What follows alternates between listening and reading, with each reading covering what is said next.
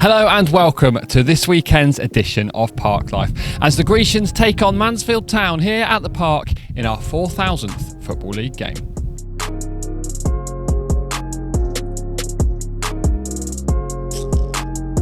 This week we talked to Matt Taylor and skipper Matt J. We have a rewind of the women's game on Sunday. I look into Mansfield Town, but first of all this week we have a look at our wonderful midweek win against Crawley Town. 12 games into the season, Crawley Town and Exeter City both managed this evening on 17 points, one shy of places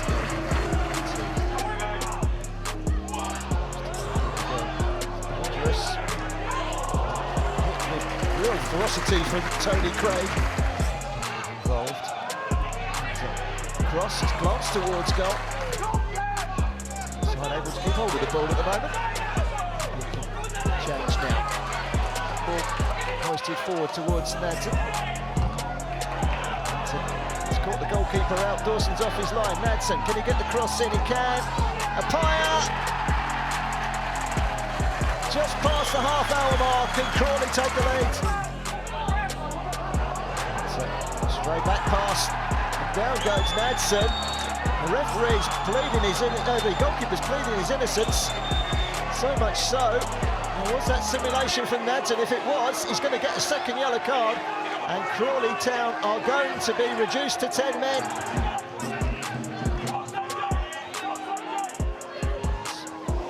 Oh, that's a lovely strike.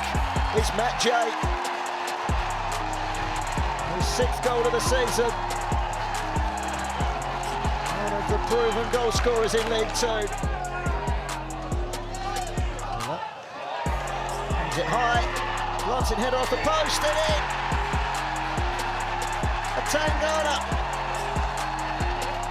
And for the first time this evening, Exeter City lead. The first header off the post, Tangana reacted quickest. It's in the end.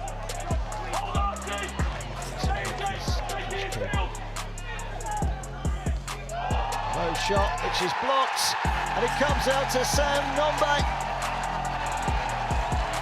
6 goals in 6 games. Scored in each of those 6. He can't stop scoring at the moment. It's a final whistle, a game that ultimately hinged on a red card. Ashley Nadson's 2nd yellow came with the home side in front. As always, we spoke to Matt Taylor ahead of the game. Now, Mansfield aren't in the best of form at the moment, but it doesn't mean the manager isn't expecting a tough game on Saturday. Probably a disjointed start, probably a difficult start. But the moment those good players come back into the team, they're a stronger team. And by all accounts, they were excellent on Tuesday night. And you've only got to listen to Darryl Clark's interview, the Port Vale manager, after the game. He spoke highly of Mansfield and where he expects Mansfield to finish in the league. And I don't see that too different. They're not cut adrift. They're still connected to the rest of the league. And I expect them to start picking up points. But we're at home. We've got a strong home record, a really strong unbeaten run as well. And we'll be looking to take the game to them this weekend. Where is it that you see Mansfield's biggest threat coming from at the moment? They've got some outstanding players, absolutely outstanding players. Some players in terms of recruitment who are on a lot of lists at this level. So they've been well backed in terms of investment. Threats all over the pitch, strong in midfield. I think the lad Quinn's come back into the team. I think he's been suspended for possibly 6 games. I think I might be right in saying. The player who's played at the highest possible level. And it's great to see him, great to see good quality players playing in League 2. So they'll be looking to move the ball and dictate in certain areas of the pitch. They'll be physical, they'll be strong, they'll have a strong spine. But it'll all be about how we approach the game, how we perform. On the back of Tuesday, the players should be feeling good about themselves and take that second half performance into this weekend. Did you know Mansfield Town's biggest ever league win was a 9-2 victory against Rotherham United in 1932? No, me neither. But with interesting facts just like that and more, here's Jed's Stag Do. The origins of Mansfield Town can be traced back to 1897, where 2 local men went down the pub and formed Mansfield Wesleyans. In 1902, they entered their first league, and in 1910, they changed their name to Mansfield Town, and that's where we are today. The Stags had a lot of success during the 20th century. In 1975 they won the 4th Division title, in 1977 they won the 3rd Division title, and in 1987 they won the Football League trophy under Ian Greaves. But this season it's been a tough start for the Stags and are lounging in 21st going into Saturday's fixture. That on top of that, they are winless in their last 13 games. Nottinghamshire football is synonymous with the surname Clough, and Mansfield Town are blessed to have Nigel, Brian's son, trying to turn their fortunes around this season. Nigel's not living off his father's triumphs though, and has made his own name one to be reckoned with throughout his playing career. He was given his break by his dad at Nottingham Forest, where he made over 400 appearances for the Garibaldi Reds before scoring 131 goals in his time at this City ground. Subsequent spells at Liverpool and Manchester City followed him in his career, and the 14-time capped England international moved into management with Burton Albion in 1998. In less than a decade he guided the Brewers from the Southern League to League Two, and that earned him a move to one of his dad's other former clubs, Derby County. And last season, Cloughie Jr. joined Mansfield Town, but he's yet to really make his mark at the One Call Stadium. Despite being winless in 13, on Tuesday night, Cloughie was happy with his team's 1-1 draw with Port Vale. Here are the highlights of that one.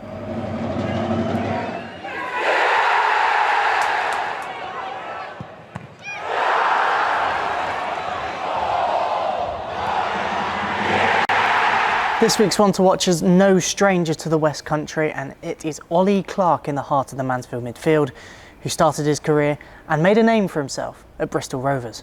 A product of the Gas Academy, Clarke won 2 Player of the Season awards whilst at the Memorial Ground, and in his 11-year career earned 2 promotions from the Conference all the way up to League One. Last season, Ollie Clarke signed for Mansfield Town. He notched 3 goals last campaign and has already opened his account for the season.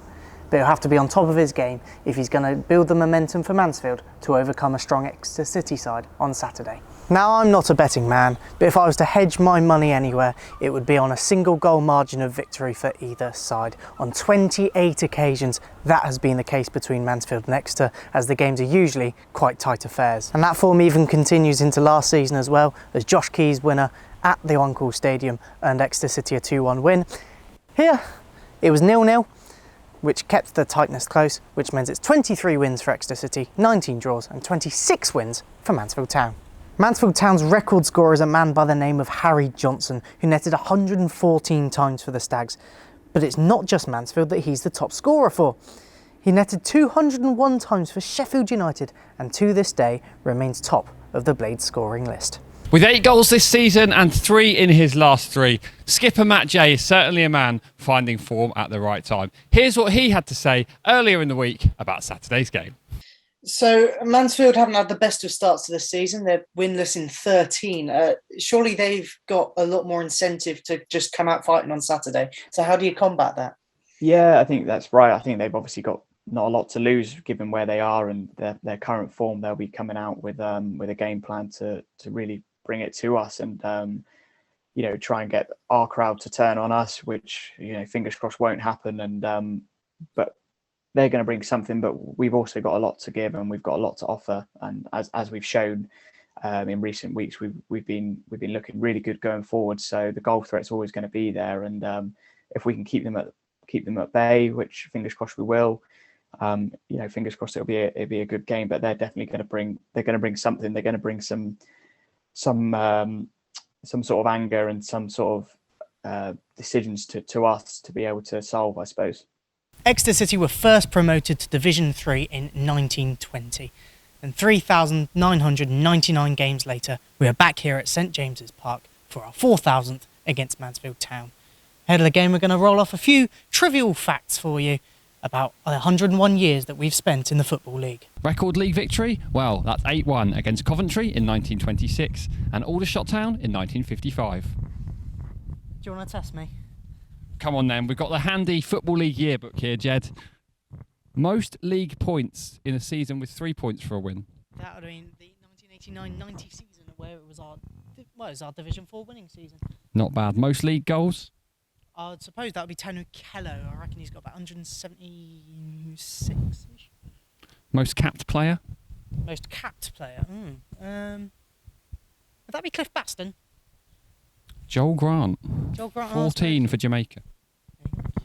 Most league appearances, of course, Arnold Mitchell with 495 between 1952 and 1966. What about, you'll not know this one, the youngest league player? I was at this game as an away fan. It's not Ethan Ampadu anymore, is it? I can't put my finger on it. No, you're quite right. It's Ethan Ampadu. It is Ethan Ampadu. 15 years and 337 days at home to Crawley Town on the 16th of August 2016. He beat Cliff Baston that day, actually. And how about this one? The longest sequence of league wins. League wins? Was it 7? It is, correct. 31st of December 2016 to the 4th of February 2017. Here's a nice, interesting one then. The successive scoring run. It happened in 1958, but how many games did we score consecutively in? I don't know, about 20 in a row.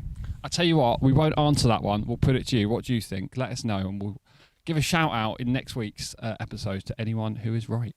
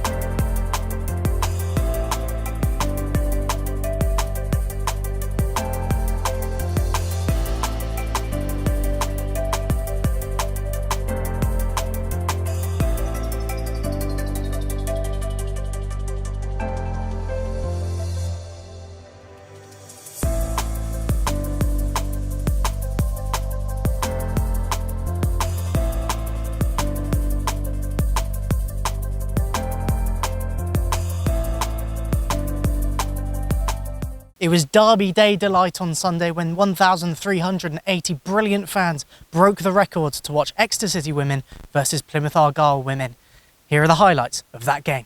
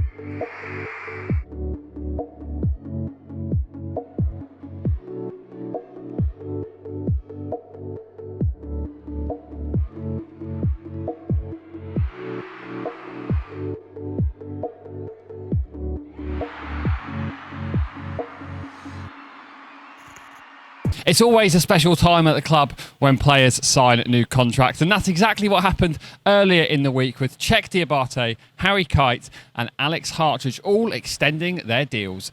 Here's what the three of them had to say when we caught up with them. But we just got to keep on working and stay humble. That's the most important thing. And just keep on, playing games on loan.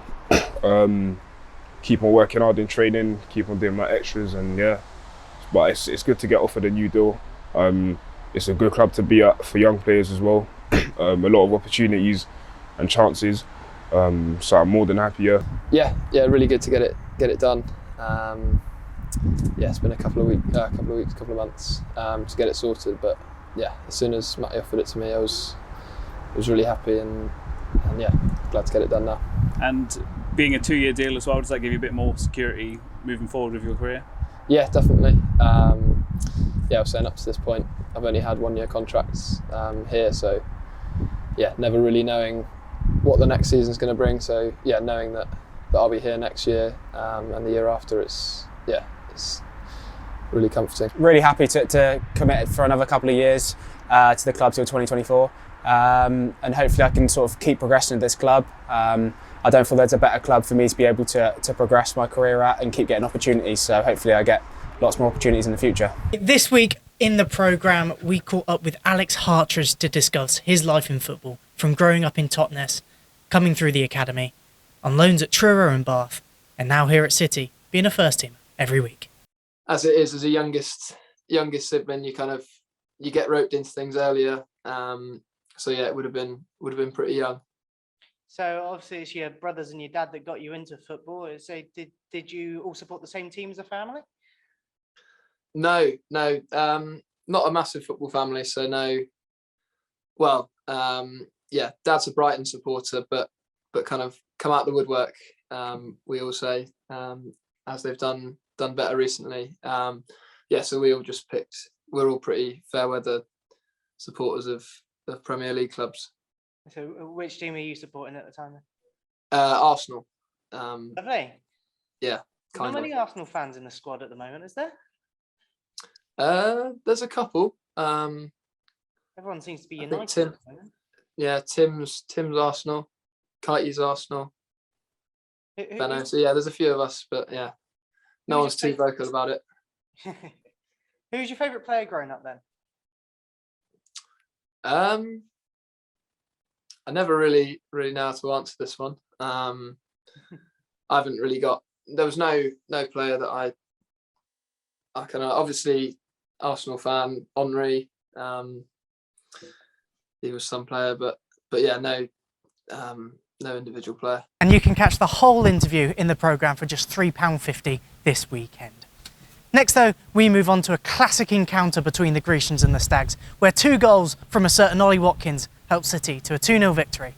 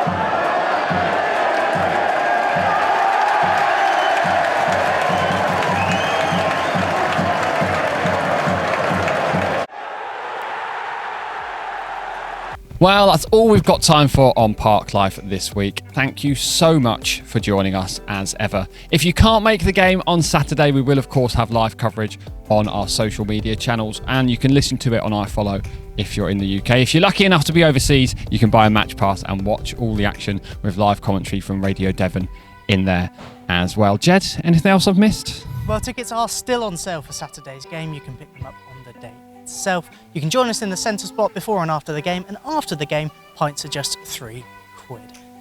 We'll be back with Park Life for the Oldham game in a couple of weeks' time. So until then, up the city!